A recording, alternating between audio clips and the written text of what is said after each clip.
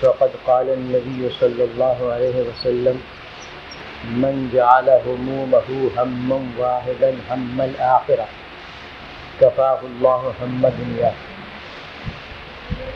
محترم حضرات، گزشتہ مجلس میں میں نے جو کچھ آپ کے سامنے عرض کیا تھا، امید ہے کہ وہ آپ کو یاد ہوگا اور اس پر آپ نے غور کیا ہوگا۔ بزرگوں کی باتیں ایسی ہی ہوتی ہیں جو ہماری دنیا کو بھی درست کر دیتی ہیں اور آخرت کو بھی درست کر دیتی ہیں۔ میں نے کسی بزرگ کا قول آپ کے سامنے نقل کیا تھا کہ اس دنیا میں انسان کے 3 ساتھی اور دوست ہیں، یعنی اس کی مدد کرنے والے، اس کے کام آنے والے اور بوقت ضرورت اس کی خدمت کرنے والی 3 چیزیں۔ ایک تو ہے مال، دوسرے ہیں اہل و عیال اور تیسرے ہیں اعمال۔ اب یہ تمام مضمون آپ کے ذہن میں آ گیا ہو کہ 3 دوست ہیں ہمارے، بلکہ ہر انسان کے اس دنیا میں۔ پھر انہوں نے تینوں کا تجزیہ کیا تھا جو آپ کے سامنے میں نے بیان کر دیا تھا کہ ان میں سب سے زیادہ ناقابل اعتماد دوست جو ہے وہ مال ہے، اس پر اعتماد نہیں کیا جا سکتا، اگرچہ ہمارا ذہن یہی بنا ہوا ہے کہ کچھ ہی ہو جائے لیکن مال مل جائے۔ وہ یہ فرما رہے ہیں کہ یہ سب سے زیادہ ناقابل اعتماد ہے، بلکہ اگر میں کہہ دوں کہ دغا باز دوست ہے تو یہ غلط نہیں۔ پچھلی مجلس میں اس کو تفصیل سے عرض کر چکا تھا۔ اس لیے کہ مال کسی کے ساتھ نہیں رہتا، کسی کے پاس نہیں رہتا۔ آج یہاں ہے، کل کو دوسرے کے پاس۔ مال کی تو فطرت کے اندر یہ داخل ہے کہ وہ ایک جگہ رک نہ جائے بلکہ گردش کرتا ہے، فطرت میں داخل، اور جہاں اس کی گردش رک جائے گی وہیں سڑ جائے گا۔ تو ایسی چیز کہ جو گردش میں ہے ہر وقت اور ہمارے یہاں کے لفظوں میں ہر جائی ہے، اس پر کیسے اعتماد کیا جا سکتا ہے؟ آپ خوب جانتے ہیں کہ آج کا بادشاہ کل کا فقیر، اور آج کا فقیر کل کا بادشاہ دنیا میں ہوتا چلا ہے۔ مال کو قرار ہے، تو یہ تو بعض اوقات دنیا میں ہی ڈاکہ پڑ گیا، خدا نہ کرے، یا اور کوئی حادثہ پیش آ گیا، مال نے ساتھ چھوڑ دیا، اب مال کچھ نہیں کر سکتا، کوئی مدد نہیں کر سکتا۔ دوسری چیز بتائی تھی اہل و عیال، کہ یہ بھی خدمت کرنے والی چیزیں ہیں اور ہر انسان کے دوست اور ساتھی ہیں۔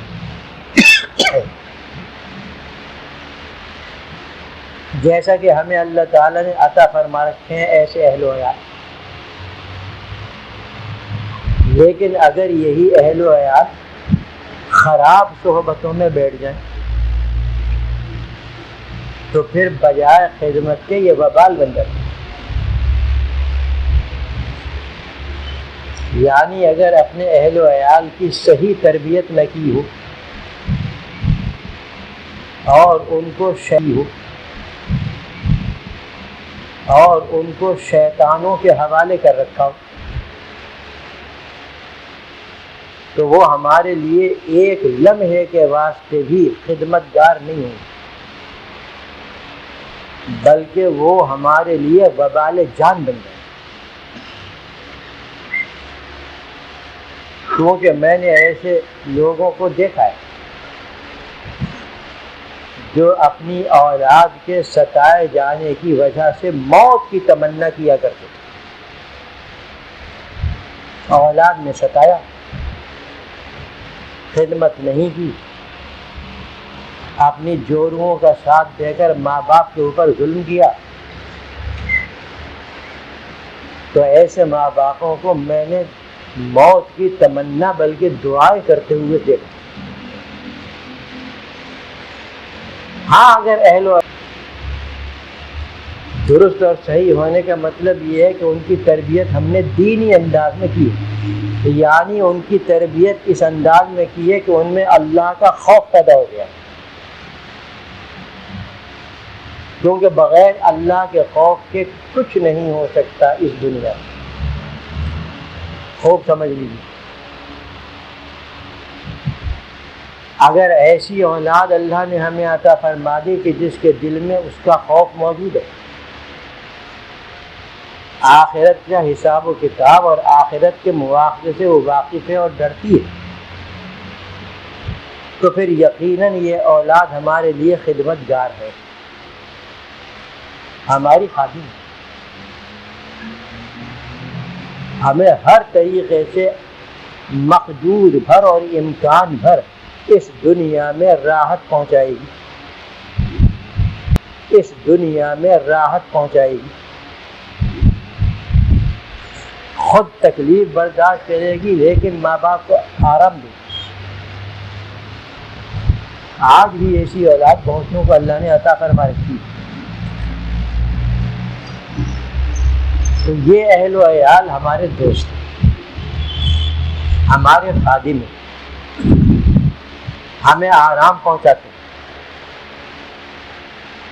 یہ مال سے زیادہ قابل اعتماد ہیں، مال تو بالکل قابل اعتماد ہے، اہل و عیال مال سے زیادہ قابل اعتماد ہے، لیکن وہ بھی ایک خاص وقت تک، پھر وہ بھی مجبور ہے، کوئی خدمت نہیں کر سکتا۔ وہ ہمارے لیے قابل اعتماد ہے اور ہمارے لیے خدمت گزار ہیں، بس اس کے آگے نہیں۔ موت تک وہ ہر قسم کے جتن کر لے گی ہماری اولاد کہ ماں باپ کو اللہ تعالی حیات اور زندگی عطا فرما دے، سب کچھ قربان کر گئی، لیکن اللہ کا حکم تو آنے والا، موت تو آ کر رہے گی، جب موت آ جائے گی تو بس وہ بھی مجبور، اب کچھ خدمت نہیں کر سکتی، بلکہ اس کا تو یہ انداز ہوگا کہ وہ جلد سے جلد اپنے ماں باپ کو گڑھے میں اور قبر میں لٹا کر جلدی واپس چلے گا۔ جیسا کہ آپ دیکھتے ہیں، اور اس کے بعد اگر صالح اولاد سعادت مند ہے، دیکھتے ہیں، اور اس کے بعد اگر صالح اولاد سعادت مند ہے تو کچھ دن تک ایصال ثواب اور دعائے مغفرت سے یاد رکھیں گے، اس کے بعد وہ بھی بھول بھال جائے گی۔ کون کسی کو یاد رکھتا ہے اس دنیا میں؟ یہ صرف حضور اکرم صلی اللہ علیہ وسلم کی خصوصیت ہے کہ 1450 سال کے قریب گزر گئے لیکن آج تک امت یاد رکھتی ہے،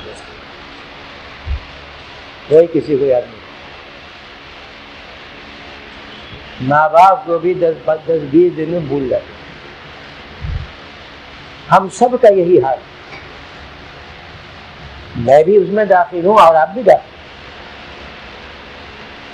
ہم میں سے بعض وہ ہیں کہ جن کے والدین انتقال کر گئے، ذرا غور کر کے دیکھ لیجیے تک رہے، کب تک ہم نے ان کو یاد رکھا۔ تو بہرحال قبر میں اہل و عیال بھی ساتھ نہیں جاتے، وہ بھی جلدی جلدی مٹی ڈال کر اور واپس چلے جاتے،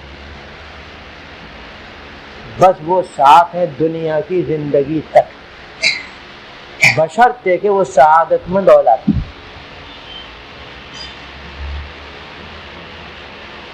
تو اس پر کچھ اعتماد کیا جا سکتا ہے۔ تیسری چیز جو ہمارے لیے دنیا میں بھی ساتھی، آخرت میں بھی ساتھی، قبر میں بھی ساتھی، وہ ہے اعمال، یعنی نیک اعمال، یا خدا نہ کرے برے اعمال، یعنی فسق و فجور، گناہ کبیرہ، اللہ کی نافرمانیاں اور معصیتیں، یہ بھی اعمال ہیں، اعمال بد، یہ ساتھ چھوڑنے والے نہیں۔ نہ نیک اعمال ساتھ چھوڑیں گے انسان کا، نہ بد اعمال چھوڑیں گے۔ جب سے انسان نے یہ کام کرنا شروع کیا، اچھا یا برا، بس وہ تو چپٹ گیا، وہ تو ساتھ ہو۔ قرآن کریم میں اس کا ذکر ہے، وَكُلَّ إِنسَانٍ أَلْزَمْنَاهُ طَائِرَهُ فِي عُنُقِهِ، ہر انسان کا اعمال نامہ ہم نے اسی گردن میں لٹکا دیا، چھوٹ نہیں سکتا، چپکا دیا ہے۔ أَلْزَمْنَاهُ طَائِرَهُ، اس کا اعمال نامہ ہم نے اسی گردن کے ساتھ چپکا دیا، اچھے اعمال ہوں یا برے، جب سے وہ اعمال شروع کیے اس وقت سے بس وہ ساتھ۔ دنیا کی زندگی میں ساتھ رہے، علیحدہ نہ ہوئی، البتہ ان اعمال کے اچھے یا برے جو نتائج اور اثرات وہ دنیا میں انسان کے سامنے آتے ہیں۔ جب مر گیا تو وہ اعمال ساتھ، جب اسے قبر میں رکھا گیا تو اعمال بھی ساتھ ہیں، جدا نہیں ہوں گے۔ حشر میں جب اٹھے گا تو اعمال ساتھ ہیں، حتیٰ کہ جنت یا جہنم کا حکم جس کے لیے ہو جائے گا، اعمال ساتھ ہیں۔ یہ ایسا ساتھی ہے، ہمارے یہ اعمال ایسے ساتھی ہیں، ایسے دوست ہیں کہ جو کبھی، ایسے ساتھی ہیں، ایسے دوست ہیں کہ جو کبھی جدا نہیں ہوں گے۔ لہذا سب سے زیادہ قابل اعتماد یہ چیز،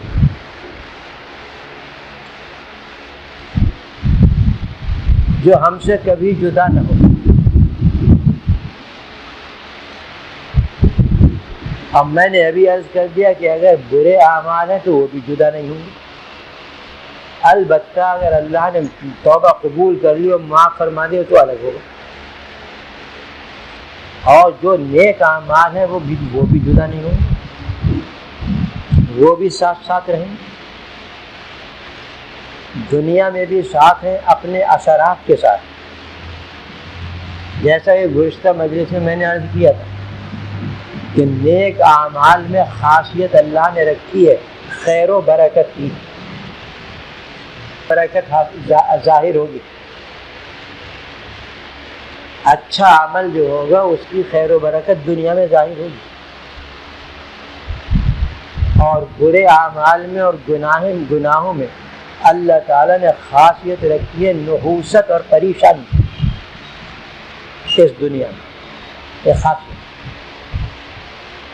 گناہ کرنے کے بعد بڑے سے بڑے مجرم کا دل ایک دفعہ، جیسا کہ آپ نے سنا ہوگا، لرز جاتا ہے،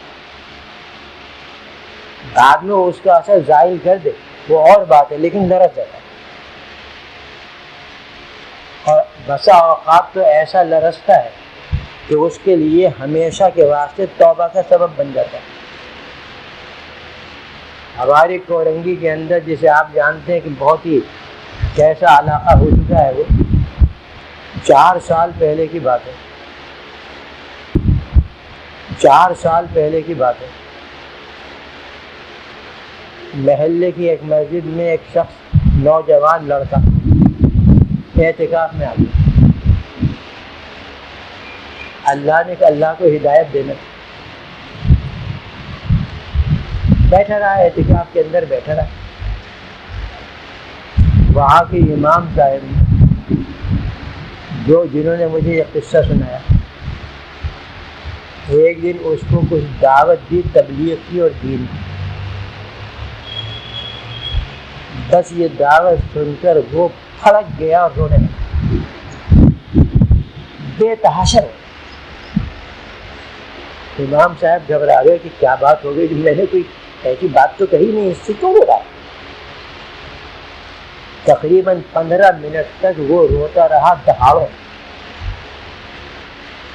اس کے بعد جب اسے کچھ سکون ہوا تو امام صاحب نے معذرت کہ بھئی میری بات آپ کو ناگوار گزری ہے، معذرت کر. اس نے کہا نہیں، بات یہ نہیں، بات اصل میں یہ ہے کہ میں نے 35 مسلمانوں کو قتل کیا ہے اب تک.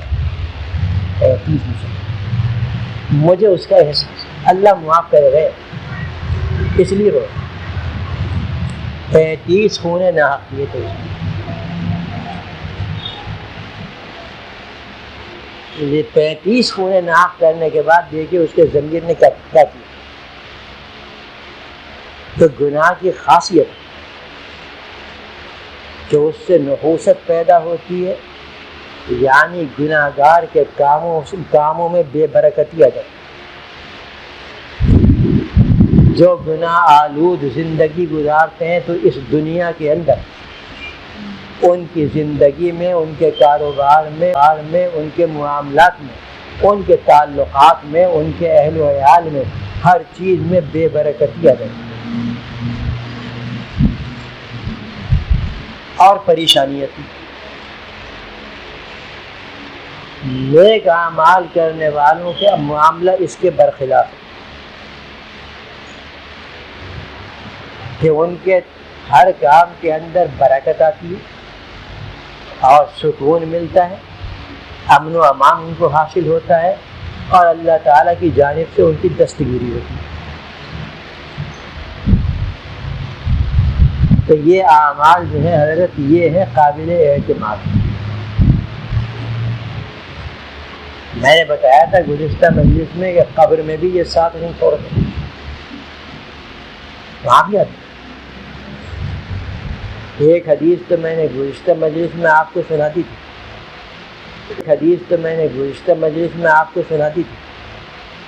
ایک اور حدیث نیک اعمال کے سلسلے میں جو قبر میں آئیں گے اور سنایا دیتا ہوں، یہ نہیں سنائی تھی پچھلی مجلس. حدیث شریف میں ہے کہ مردہ لیٹا ہوگا تنہا، لیکن وہ نیک صالح ایمان والا ہوگا اور ذرا وحشت سی ہوگی، کیونکہ قبر میں وحشتیں ہیں، ویرانیاں ہیں. کوئی وہاں پر غم گسار نہیں، وہاں کوئی غم خار نہیں، کوئی دوست نہیں، کوئی احباب نہیں. اس لیے کچھ وحشت ہوگی کہ اچانک ایک نہایت خوبصورت آدمی قبر کے اندر داخل ہو، جس کے چہرے کو دیکھ کر اسے بڑا ہی انس میرے پاس رہے. مردے کا دل چاہے گا کہ یہاں بیٹھے اور مجھ سے باتیں کرے، میری تنہائی دور. تو اس سے پوچھے گا کہ وہ مرد نیک تو ہے کون جو اس تنہائی اور وحشت کی گھڑی میں تو میرے پاس آیا ہے؟ وہ کہے گا تو مجھے نہیں پہچانتا، میں تیرا وہ نیک عمل ہوں جو تو نے دنیا میں کیا تھا. وہ نیک عمل آج میں تیرے ساتھ ہوں اور قیامت تک ساتھ رہوں گا. اس لیے وحشت کی اور گھبرانے کی ضرورت نہیں. کون سی چیز کام آئی بتائیے؟ یہ اعمال. سب سے زیادہ قابل اعتماد چیز ہے وہ اعمال. سب سے زیادہ قابل اعتماد چیز ہے وہ اعمال. اور اعمال میں بھی نیک اعمال، اچھے اعمال. اور میں نے گزشتہ مجلس میں بتا دیا تھا کہ وہ عمل نیک مراد ہے کہ جو سنت کے مطابق ہو، جو حضور اکرم صلی اللہ علیہ وسلم کے مطابق ہو، وہ مراد. اگر حضور علیہ الصلوۃ والسلام کی اتباع سے اور پیروی سے ہٹ کر لاکھ ہم نیکیاں کر لیں، وہ مقبول نہیں. وہ نیکی مقبول نہیں، وہ عمل صالح نہیں بنے گی، وہ تو گناہوں میں داخل ہو جائے گی کیونکہ بدعت ہے. تب حاصل یہ نکلا کہ ہمیں سب سے زیادہ اعتماد کرنا چاہیے اس معاملے میں اپنے ان اعمال پر جو ہم نے علم کی پیروی میں ان پر ہمیں اعتماد ہونا چاہیے، کیونکہ وہی ہمارا ساتھ دیں گے دنیا میں بھی، قبر میں بھی، آخرت میں۔ اور ہم نے اس کے برعکس معاملہ دوسرا کر رکھا ہے۔ اب ذرا میں دعوت فکر دے رہا ہوں، پہلے اپنے آپ کو، بعد میں اپنے ان حاضرین کو جو بھائی میں، ذرا غور فرمائیں کہ ہم نے اپنے ساتھ، اپنے بال بچوں کے ساتھ، اپنی دنیا کی زندگی کے ساتھ کیا معاملہ ہے؟ ہم نے اعمال صالحہ اور نیک اعمال کے سلسلے میں کیا محنتیں کی ہیں اور کتنا ذخیرہ ان کا جمع کیا ہے، اور اس کے برخلاف گناہوں کے معاملے میں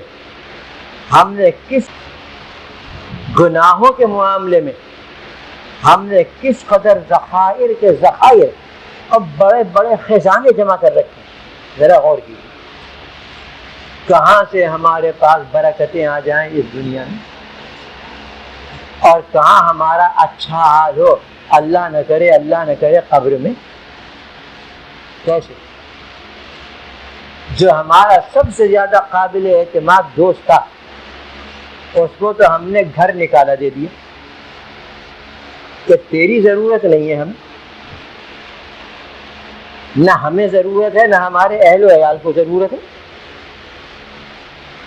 بلکہ ہمیں جو ضرورت ہے تو وہ صرف شیطانوں کی، گناہوں کی ہے، اللہ کی نافرمانیوں کی ہے، وہ نافرمانیاں جو ٹی وی کے ذریعے ہمارے گھروں میں پھیل رہی، ان کی ہمیں ضرورت ہے، لہٰذا ہم بلکہ اس سے بھی زیادہ اس کے سامنے بیٹھ کر گزار دیتے۔ آپ ذرا غور کیجئے، خدا کے لیے غور کیجئے، مرنا ہے،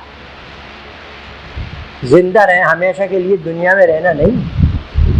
ذرا خدا کے لیے غور کیجئے کہ یہ 6 گھنٹے یا 8 گھنٹے جو ہم وہاں پر بیٹھے، ہم نے کس چیز کا خزانہ جمع کیا، کون سا ذخیرہ ہم نے جمع کیا، ذرا بتا دیجیے۔ آپ خود ہی بتائیں گے، مجھے کہنے کی ضرورت نہیں، اس لیے کہ اس شیطانی چرخے نے جس قدر خرابی ہماری اس امت کے اندر ڈالی ہے، ماضی کے اندر کوئی ایسا زمانہ نہیں ملتا کہ اس قدر عام خرابی امت میں پیدا ہو جیسی اس میں۔ اللہ تعالی ہماری اصلاح فرمائے۔ پھر ہم روتے ہیں کہ ہمارے گھر سے بیٹا بھاگ گیا، ہمارا گھر عذاب بنا ہوا ہے، لڑائیاں ہو رہی ہیں آپس میں، بچوں کے اندر، ان کے بچوں کے اندر، ساس بہو کے اندر بھی لڑائی جاری ہے، ہمارا سکون برباد ہو چکا ہے، گھر کے حالات تباہ ہو چکے ہیں، اور عجیب طریقے سے گھر کے حالات چل رہے ہیں۔ بھائی کیوں نہ چلے، ہم نے ہی کیا ہے یہ سب کچھ، یہ سب ہمارا کیا دھرا ہے، اللہ کا اس میں کوئی قصور نہیں، رسول کا اس کے اندر کوئی قصور نہیں، قصور سب ہمارا ہے۔ کیوں ہم نے اپنے آپ کو اور اپنی اولاد کو اعمال صالحہ کی طرف نہیں لگایا؟ کیوں نہیں کیا؟ کسی نے آج تو ہماری کیفیت یہ ہے، جیسے پہلے بھی کئی مرتبہ عرض کر چکا ہوں، کہ ہماری تمام تر محنتیں، تمام تر فکر، تمام تر غور و خوض، تمام تر سوچ اور تمام تر توانائیاں اور طاقتیں صرف اس دنیا کے معاملات کو درست کرنے میں لگی ہوئی ہیں، اس چند روزہ زندگی کو درست کرنے میں لگی ہوئی ہیں۔ مال مل جائے، اکثر وقت اسی میں گزر جاتا ہے، اللہ نے وہ دے دیا تو اعلیٰ ترین شاندار قسم کا مکان بن جائے، اللہ نے یہ انعام بھی فرما دیا، تو اب ذرا اس کے اندر موجودہ بد تہذیبی اور بربریت اور جنگلی تن کا سامان سب آ جائے۔ ایک دھن ہے لگی ہوئی کہ یہ ہے لگی ہوئی کہ یہ بھی ہو جائے، وہ بھی ہو جائے، یہ بھی ہو جائے، وہ بھی ہو جائے۔ بھائیو کچھ سوچا قبر کو؟ ہمیشہ تو اس مکان میں رہنا نہیں ہے، کچھ سوچا آخرت ہو کہ وہاں پر کیا حشر ہوگا ہمارا۔ اور یہ حدیث جو میں نے بالکل شروع میں پڑھی تھی، اس کے اندر یہی مضمون ہے کہ آپ صلی اللہ علیہ وسلم نے فرمایا من جعل همومه ہما واحدا ہم الآخرہ، جس نے اپنی تمام تر محنتیں ایک نقطے پر لگا دی، اور وہ نقطہ ہے آخرت کا غم، آخرت کا فکر۔ جس نے اپنی محنتوں کا مرکز آخرت کو بنا لیا، اپنی سوچ اور اپنی فکر کا مرکز آخرت کو بنا لیا، تو وہ یہ نہ سمجھے کہ میری دنیا ختم ہو گئی۔ اللہ تعالیٰ نے وعدہ فرمایا کفاہ اللہ ہم دنیا، دنیا کی جتنی بھی فکریں ہیں اللہ تعالیٰ کافی ہو جائے گا۔ اللہ نے ضمانت لے لی کہ تم اپنی آخرت کا فکر رکھو، آخرت کو درست کرنے کے طریقے اختیار کرو، دنیا کی طرف ایسے متوجہ نہ ہو کہ آخرت کو بھول جاؤ۔ اس لیے کہ اگر تم نے آخرت کو اپنے سوچ کا، اپنی فکر کا اور اپنی محنتوں کا نقطہ مرکز بنا لیا، تو تمہارے دنیا کی حاجتیں، دنیا کی فکریں غیب سے اللہ تعالیٰ پوری کرے۔ ذرا مجھے یہ بتائیے، آپ نے زمانہ دیکھا ہے، دو قسم کے لوگ آپ کی نظر میں آئے ہوں گے۔ ایک تو وہ کہ جو اللہ کا نام لینے والے، اور ایک وہ کہ جو اپنی آخرت کو بھول کر خالص دنیا کے بندے بن گئے۔ ان دونوں کی زندگی کا ذرا فرق دیکھیے کہ اللہ والے کی حاجتیں ہوتی ہیں، اسے بھی مکان کی ضرورت ہے، اسے بھی اہل و عیال کے لیے کھانے کمانے کی ضرورت ہے، اس کو بھی بیماری کے دوران علاج کی ضرورت ہے، اس کے بچوں کی بھی شادیاں ہوتی ہیں، اور دوسری بہت سی حاجتیں اس کی موجود ہیں۔ لیکن ذرا بتائیے کتنی آسانی کے ساتھ اور کس قدر عزت کے ساتھ اللہ تعالیٰ اس کی یہ تمام حاجتیں پوری کر دیں، عزت کے ساتھ اور حلال۔ اس کے مقابلے میں دوسرا طبقہ جو ہے، ایک ایک چیز کے لیے ان کو اس قدر بھاگ دوڑ کرنا پڑتی ہے کہ دیکھ کر ہمیں ان کے اوپر رحم آتا ہے کہ اللہ اکبر، اس قدر محنت کرنے والے، اور پھر بھی ان کی حاجتیں پوری نہیں ہیں۔ کیوں؟ حدیث میں آگے کہ جس نے اپنی تمام تر قوت فکر آخرت کی طرف لگا دی، اللہ تعالیٰ اس کے دنیا کی تمام فکروں سے کافی ہو جائیں گے، غیب سے اس کی حاجتیں پوری فرمائیں گے۔ آج بھی ایسے بہت سے نقشے موجود ہیں، اللہ کے نیک بندوں کو تلاش کرو اور دیکھو کہ ان کے پاس بظاہر تو کچھ نہیں، لیکن در حقیقت اللہ نے جو کچھ ان کو دے رکھا ہے غناء قلب، یعنی قلب کی بے نیازی، وہ سب کچھ کیسی ان کی حاجتیں پوری ہوتی ہیں، غیب سے پوری ہوتی ہیں۔ لیکن ہماری سمجھ میں یہ بات نہیں، ہم نے تو اپنی تمام تر وہ توانائیاں جو اللہ نے ہمیں عطا فرمائی تھیں اپنی آخرت کو درست کرنے کے لیے اور جنت حاصل کرنے کے لیے اور جہنم سے اپنے آپ کو بچانے کے لیے، وہ تمام تر قوتیں، وہ تمام تر صلاحیتیں اور وہ تمام تر توانائیاں ہم نے اس چند روزہ زندگی کی نظر کر دی۔ اب ہم کیا امید رکھیں بعد میں جا کے؟ اللہ تعالی ہمیں اس پر عمل کرنے کی توفیق عطا فرمائے۔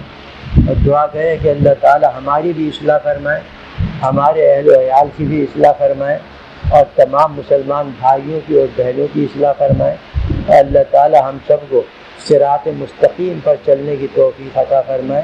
دعا فرمائیں کہ اللہ تعالی ہر فتنے سے ہمیں محفوظ رکھے، ہمارے اہل و عیال کو محفوظ رکھے، اور اللہ تعالی ہمیں شیطانوں کے شر سے بچائے، ہمارے جان و مال کی عزت و آبرو اور ایمان کی حفاظت فرمائے، اور دعا کریں کہ اللہ تعالی ہمیں دونوں جہان میں اپنے سایہ رحمت میں رکھیں۔